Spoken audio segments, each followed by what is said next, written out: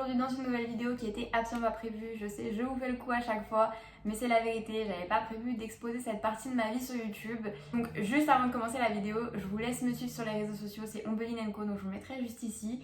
Et on va commencer la vidéo très rapidement parce que ça peut être long. Donc comme vous l'avez vu dans le titre, je pense que vous n'avez pas cliqué pour rien. Aujourd'hui on va parler de mes troubles alimentaires.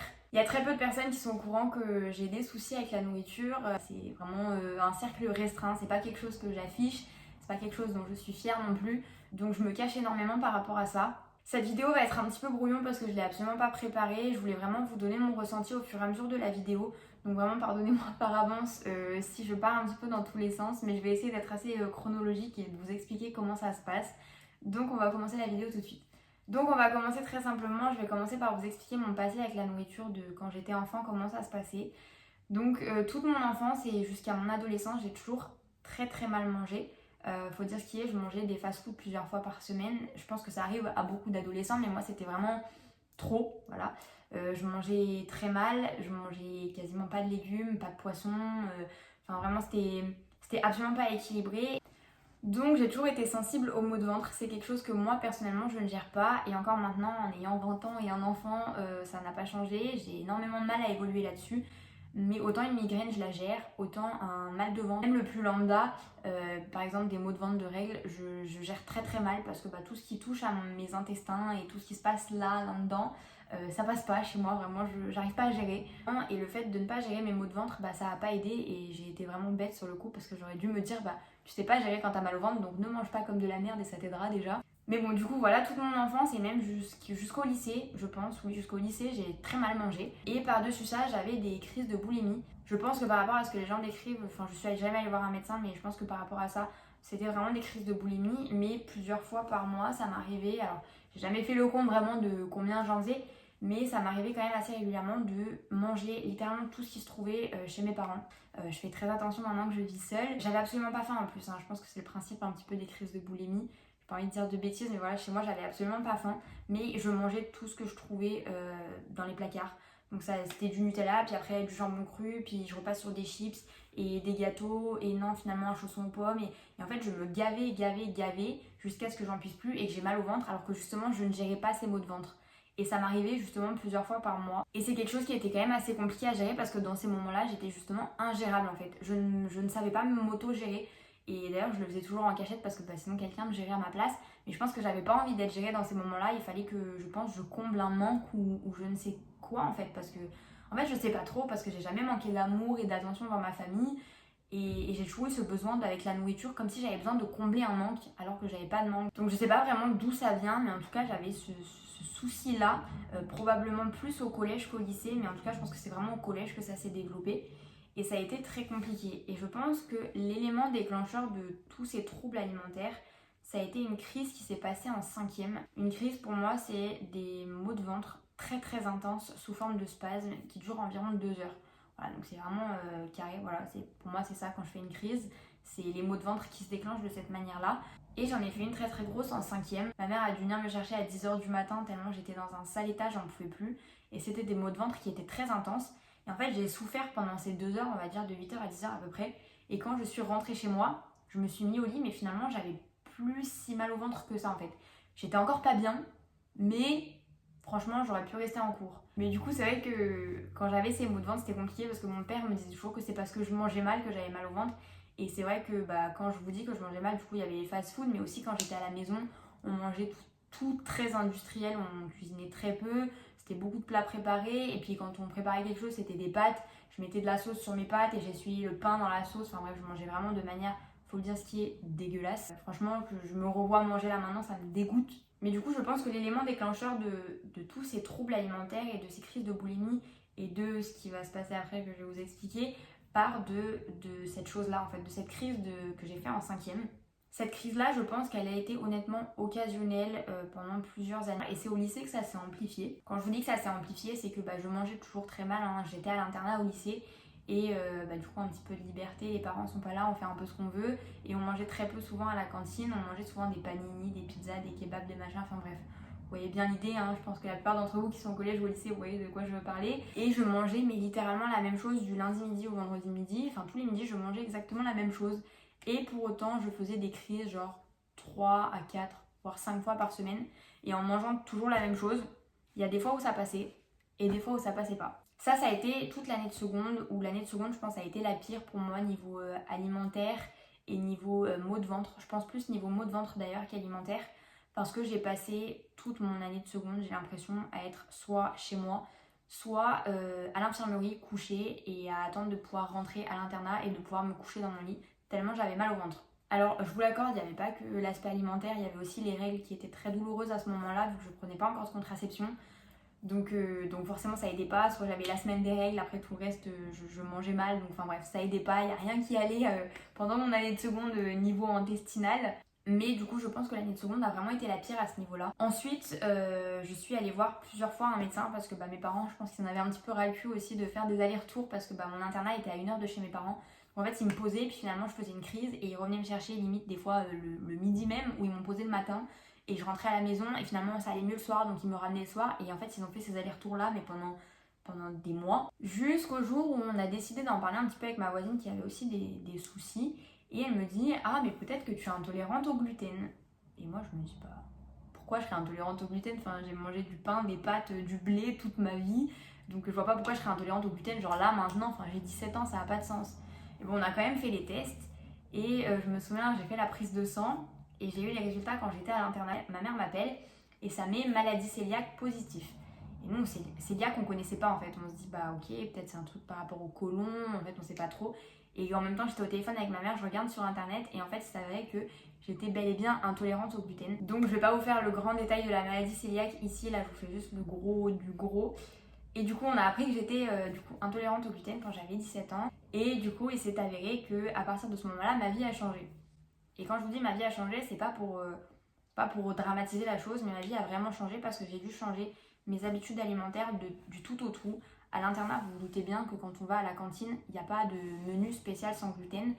Donc je partais le dimanche soir, je revenais le vendredi soir chez moi et tous les dimanches, je devais me préparer tous mes repas pour la semaine. J'avais une autorisation, je devais tout mettre au congèle. En fait, c'était un travail monstre.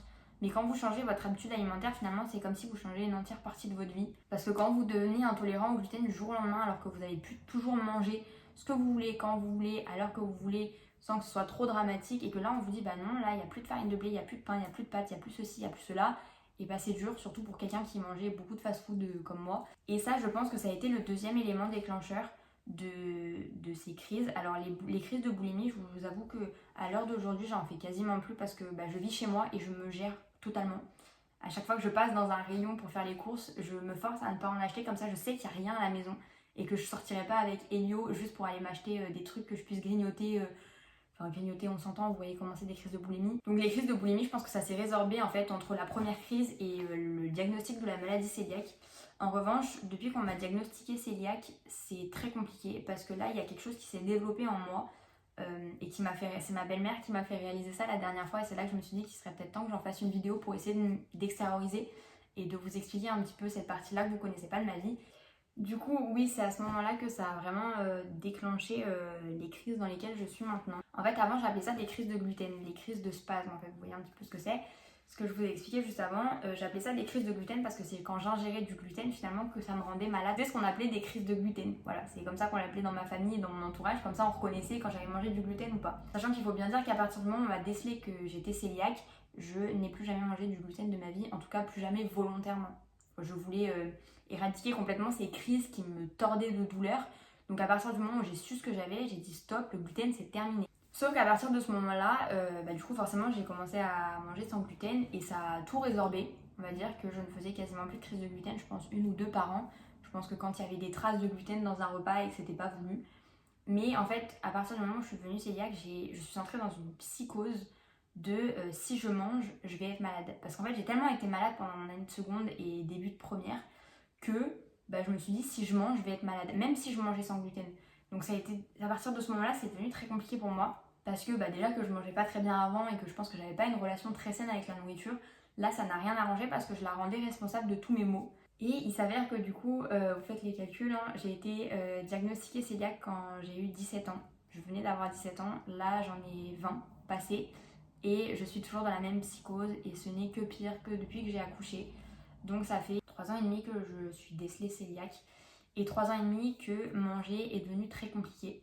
Quand je vous dis manger est devenu très compliqué à l'heure actuelle, si je mange un repas par jour, c'est beaucoup. Quand je vous dis que c'est compliqué, c'est vraiment que ça bouffe la vie dans le sens où déjà la maladie cœliaque, c'est quelque chose qui est très handicapant parce que ça détruit, quand je vous dis que ça détruit une vie, c'est que c'est véridique. Vous perdez toute insouciance en fait quand vous êtes cœliaque, mais vraiment quand je vous dis cœliaque, hein, comme les gens je pense qui sont allergiques, etc., vous perdez toute insouciance, vous pouvez plus jamais vous dire bah oh on va manger au resto, oh on se fait livrer une pizza, encore plus quand vous êtes au lycée en fait. Ah bah ce midi on mange kebab. Ah bah non parce que moi en fait j'ai mon repas et il faut que j'aille le faire chauffer et du coup je peux pas manger où vous allez manger.